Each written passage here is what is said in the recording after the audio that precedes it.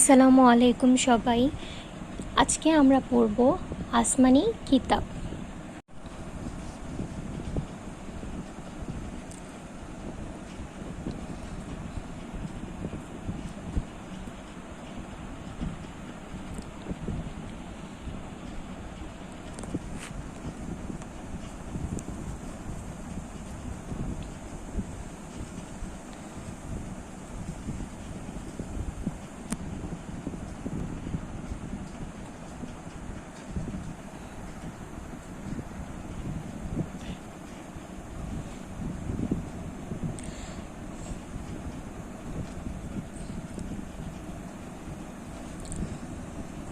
মহান আল্লাহ পৃথিবীতে যুগে যুগে অসংখ্য নবী ও রাসূল পাঠিয়েছেন।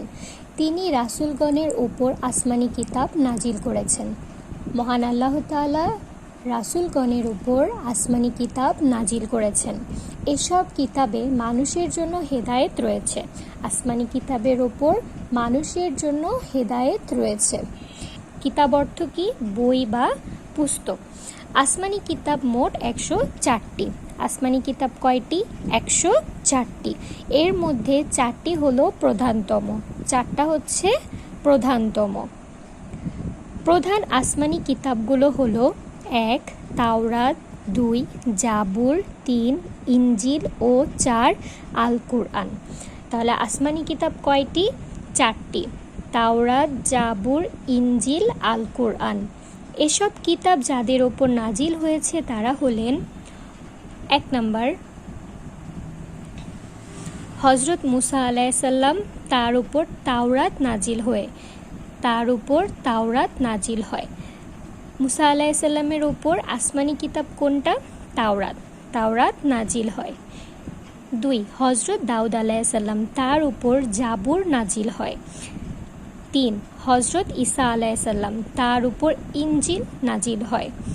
4 হযরত মুহাম্মদ সাল্লাল্লাহু আলাইহি সাল্লাম, তার উপর আল কুরআন নাজিল হয়।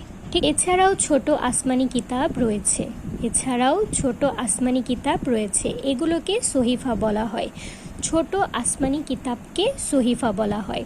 এগুলোর সংখ্যা 100টি। তাহলে সহিফার সংখ্যা কয়টি? 100টি। যাদের ওপর এগুলো নাজিল হয়েছে তারা হলেন: হযরত আদম আলাইহিসসালাম, তার উপর নাজিল হয় 10খানা সহিফা। হযরত শীস আলাইহিসসালাম, তার উপর নাজিল হয় 50খানা সহিফা।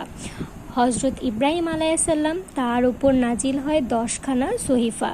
হযরত ইদ্রিস আলাইহিসসালাম, তার উপর নাজিল হয় 30খানা সহিফা। মহানবী হযরত মুহাম্মদ সাল্লাল্লাহু আলাইহি সাল্লামের ওপর আল কুরআন নাজিল হয়। আল কুরআনের ওপর আমাদের যেমন ঈমান আনতে হবে, তেমনিভাবে পূর্ববর্তী নবীগণের ওপর নাজিল হওয়া আসমানি গ্রন্থসমূহের উপরও আমাদের ঈমান আনতে হবে। কেননা ওই সকল গ্রন্থ বা ওই সকল কিতাব মহান আল্লাহ নাজিল করেছেন, সেগুলোতে পূর্ববর্তী জাতিসমূহের জন্য তারই বিধিবিধান ছিল। এরপর দেখো, ক নাম্বারে বলা হয়েছে বিষয়বস্তু পড়ি, রাসূলগণের উপর নাজিল হওয়া 4টি আসমানি কিতাবের তালিকা তৈরি করি, কাজটি একাকী করি। এখানে তোমাদের 4টা খালিঘর দেওয়া আছে। এই 4টা খালিঘরে 4টা আসমানি কিতাবের নাম লিখতে বলা হয়েছে। তাহলে 1 নম্বরে কি? তাওরাত, 2 জাবুর, 3 ইনজিল, 4 হচ্ছে আল কুরআন।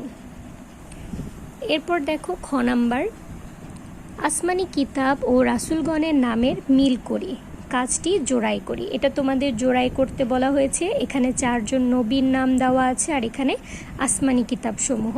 তাহলে কোন নবীর সাথে কোন আসমানি কিতাব হবে সেটা আমরা মিলাবো। দেখো আমি করে দিয়েছি এখানে। হযরত মুসা আলাইহিসসালামের হবে তাওরাত। মুসা আলাইহিসসালামের উপর তাওরাত নাজিল হয়। হযরত দাউদ আলাইহিসসালাম হচ্ছে জাবুর। হযরত ঈসা আলাইহিসসালাম ইনজিল। হযরত মুহাম্মদ সাল্লাল্লাহু আলাইহি সাল্লাম হচ্ছে আল কুরআন। গ নাম্বার দেখো, কোন নবীর ওপর কয়খানা সহিফা নাজিল হয়েছিল তার সংখ্যা লিখি, কাজটি দলগতভাবে করি। এখানে দেওয়া আছে নবীর নাম আর এখানে দেওয়া আছে সহিফার সংখ্যা। তাহলে নবীগণের নাম অনুযায়ী আমরা সহিফার সংখ্যাগুলো এখানে লিখব। হজরত আদম আলাইহিসসালামের হচ্ছে 10খানা সহিফা, হজরত শীষ আলাইহিসসালাম 50খানা সহিফা, হজরত ইব্রাহিম আলাইহিসসালাম 10খানা সহিফা, হজরত ইদ্রিস আলাইহিসসালাম 30খানা সহিফা।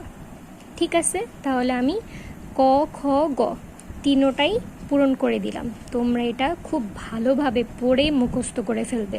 ঠিক আছে, আমাদের কিন্তু এগুলো জানা অবশ্যই জরুরি, যে আসমানি কিতাব কয়টি, কিতাব অর্থ কী, ঠিক আছে, তারপর আসমানি কিতাবগুলো কোন কোন নবী রাসূলের ওপর নাজিল হয়েছে সেগুলো আমাদের কি করতে হবে, জানতে হবে।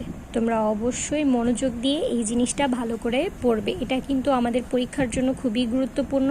এগুলো খুব ভালোভাবে পড়ে ফেলবে।